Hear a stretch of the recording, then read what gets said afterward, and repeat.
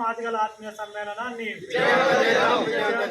మాదిగల ఆత్మీయ సమ్మేళనాన్ని నెల 23 జరిగే మాదిగ ఆత్మీయ సమ్మేళనాన్ని జై మాదిగ. ఈ నెల 23 తారీఖు నాడు జరిగే మాదిగ బంధువుల ఆత్మీయ సమ్మేళన కార్యక్రమానికి మన ప్రజాప్రతినిధులు మాదిగ ప్రజాప్రతినిధులు అందరూ కూడా దానికి హాజరవుతున్నారు నల్లగొండ జిల్లాలో జరిగే సమావేశానికి.